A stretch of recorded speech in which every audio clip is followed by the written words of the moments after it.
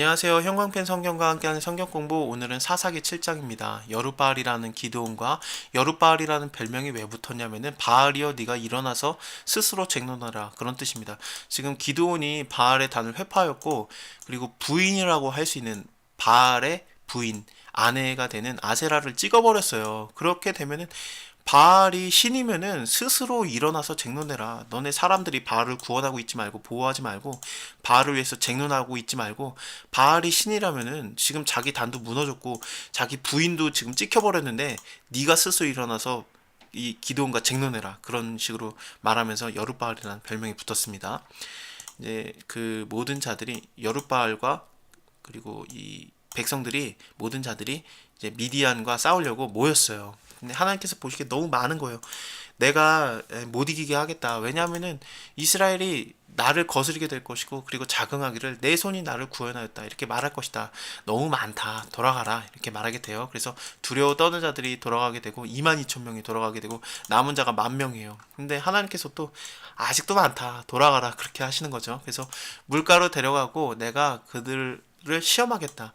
물은 내가 누구를 가리켜서 이 그룹을 가리켜서 말하기를 얘네 그룹은 너랑 함께 할 것이다. 그러면 그는 함께 하는 것이고 내가 또 어떤 그룹을 가리켜서 얘네들은 아니다. 그러면은 걔네들은 같이 가지 말아라.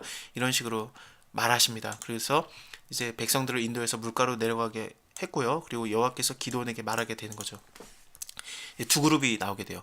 무릇 개에 핥는 것 같이럼 그 혀로 물을 핥는 자는 너는 따로 세우고 또 무릎을 꿇고 마시는 자도 그와 같이 해라. 그래서 이 두 그룹이 나눠지겠는데 하나님께서는 어떤 그룹을 선택하냐면은 이 무릎을 꿇고 마시는 자들은 다 돌아가게 해라 그렇게 되는 겁니다. 그래서 각 처소로 돌아가게 되고 이 300명을 통해서 이제 미디안 사람들을 네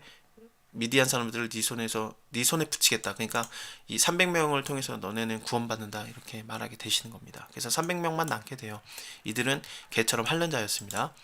자, 이거를 여러 가지로 해석을 할 수 있어요. 제일 우리가 알고 있는 가장 유명한, 가장 널리 설교가 되고 있는 그런 방법은 뭐냐면은 이 개처럼 앓는 자들은 일종의 사주 경계를 했다. 적들이 오는지 안 오는지 눈으로 보는 자들이다. 왜냐하면 손으로 움켜쥐고 마시고 있기 때문에 좀 군인의 자세가 됐다. 그러니까 준비된 자들을 하나님께서 쓰신다. 이런 식으로 말하는 설교가 많습니다. 그리고 또 무릎을 꿇고 마시게 되면 어떠냐? 그러면은 얼굴을 쳐박고 마시는 거니까 이거는 적이 오든지 안 오든지 뒤에서 찔러도 모른다. 그러니까 군인의 자세가 덜 됐다. 글러먹었다. 그러니까 하나님이 얘들 안 쓴다. 이런 식으로 설교가 많이 되게 돼요. 그래서 그것도 맞는 말이기도 한데 어쨌든 또 두 가지 정도 제가 더 말씀드릴게요. 또 하나의 방법은 뭐냐면 개처럼 핥는 자라는 걸 통해서 볼 때 그러니까 별거 아닌 자를 하나님이 쓰신다 그런 뜻으로 볼 수 있습니다. 우리가 사사기를 통해 보면은 그래요. 예를 들면은 뭐 왼손잡이 에웃이 에글론 왕을 죽이잖아요. 왼손잡이가 고대 근동 당시에 뭐 장애인 취급을 받았다는 것을 생각했을 때 장애인을 들어서도 하나님께서 얼마든지 이스라엘을 구원시킬 수 있고 또 소모는 막대기로 갖다가 블레셋 사람들을 많이 죽였다 이런 식으로 나오잖아요. 사사 한 명이 그걸 통해서도 얼마든지 뭐 큰 무기도 필요 없는 거죠. 그 소모는 막대기 하나로도 얼마든지 하나님 구원시킬 수 있고 또 가나안 왕의 그 군대 장관이었던 시스라를 죽이는 자가 누구였습니까? 드보라도 아니었고 그리고 드보라가 임명했던 바락이라는 자도 아니었어요.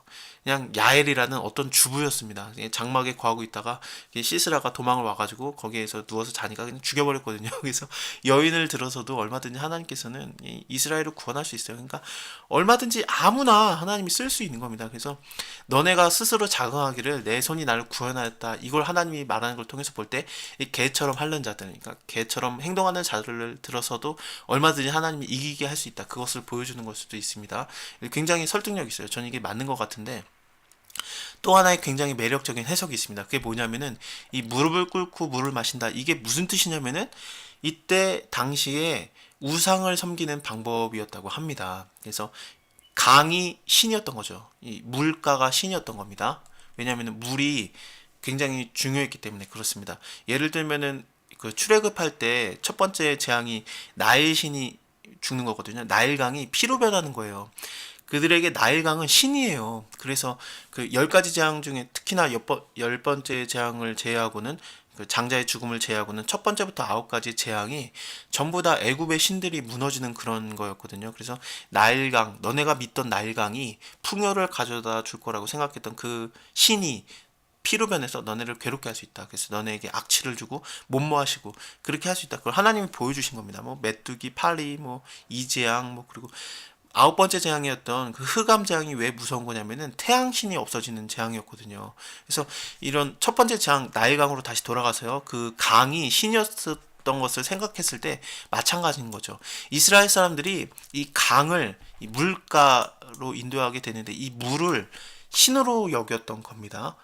지금 현재 하나님께 부르짖었고 하나님께 구해달라고 해서 하나님이 지금 이스라엘 편에 서고 계시지만 왜 지금까지 계속 미디안 사람들이 괴롭게 하고 있었습니까? 이들이 이방신을 섬겼고 우상을 섬겼었거든요. 그래서 우상을 섬기는 그런 방법인 무릎을 꿇고 결국에 물을 마시는, 쉽게 말하면 강에다가 무릎을 꿇고 뽀뽀를 하는, 키스를 하는 그런 식의 우상 숭배를 하는 방법이 몸에 배 있던 겁니다. 그래서 하나님께서는 그런 자들을 다 제하여 버리고 얘네들 필요 없다. 그래서 이 300명만, 그러지 않았던 300명만 하나님이 썼다. 그런 해석도 있습니다. 이것도 굉장히 매력적인 해석이에요. 제가 볼 때는 두 번째 해석을 뭐 아무것도 아닌 자들, 이 개처럼 핥는 자들을 하나님께서 썼다, 그렇게 보는 이유는 사사기의 문맥상 그게 맞는 것 같기 때문에 그렇게 말하는 거지, 뭐 어느 게 맞는지는 잘 모릅니다. 첫 번째로 말했던 것처럼 가장 널리 그렇게 말해지는 거, 준비된 자들을 하나님이 쓴다, 이렇게 군인의 자세가 글러먹은 자들을 하나님이 안 쓴다, 그렇게도 볼 수 있어요. 넘어갈게요. 어쨌든 300명만 남게 되었어요. 그랬는데 하나님이 말씀하시는 거죠. 아, 오늘 다 못할 수도 있겠네요. 시간이 좀 모자란데 최대한 빨리 할게요. 내려가라, 적진을 치라. 내가 그것들을 너의 손에다가 붙였다. 근데 네가 만약에 내려가기를 두려워하게 되면은 네 부하 부라라는 자를 데리고 진으로 내려가서 걔네들 적들이 하는 말을 들어라. 그 후에 네 손이 강해져서 등이 내려가서 그 진을 치리라. 기드온이 이렇게 하나님 말씀대로 내려갔어요. 그랬더니 미디안 사람과 아말렉 사람과 동방의 모든 사람이 골짜기에 누웠는데 메뚜기의 중단 같고 그 약대 무사함이 해변의 모래가 수당같이 많았습니다. 그래서 너무 두려운 거죠.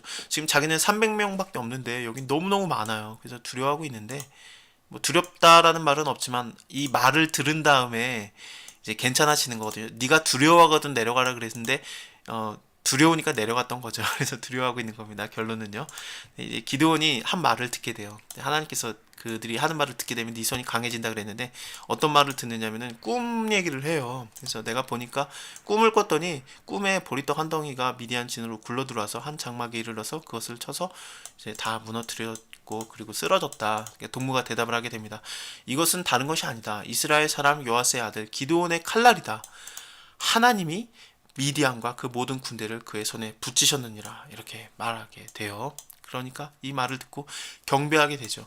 이 꿈을 해석하는 것은 구약에서는 특히나 하나님의 하시는 일이에요. 그래서 하나님께서 지혜를 주신 건데 이렇게 어떤 그 사람을 통해서, 이름도 없는 사람을 통해서 이 말을, 꿈의 해석을 듣게 하는 겁니다. 그 꿈과 그 해몽하는 것을 듣고 경배하고 이제 진중으로 돌아와서 막 이제 일어나라, 이제 하나님께서 미디안 군대를 너희 손에 붙이셨느니라, 가자 싸우자, 그렇게 된 거죠. 그래서 300명을 세 대로 나누게 되고 각 손에는 나팔과 비낭아리를 들고 항아리 안에는 횃불을 감추게 됩니다. 그래서 이제 쳐들어가게 되는 건데, 나팔을 불거든 너희도 그 사면에서 또한 나팔을 불고 이르기를 여호와를 위하라, 기돈을 위하라, 이렇게 외치게 합니다.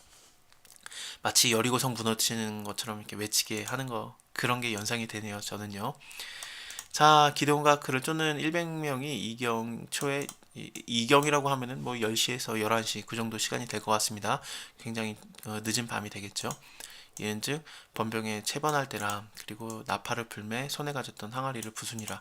항아리를 부수고 이제 막 이렇게 외치게 됩니다. 나팔을 불고요. 그리고 또 여호와와 기드온의 칼이여 하면서 막 외치니까 사람들이 도망가게 되고 막 뭐 자기네들끼리 칼로 쳐서 죽이고 막 그런 일이 일어나게 됩니다. 그래서 완전한 승리를 일어나게 돼요. 하나님이 이기게 하신 건데, 제가 잠깐 고린도후서 4장 6절 7절을 읽어드릴게요.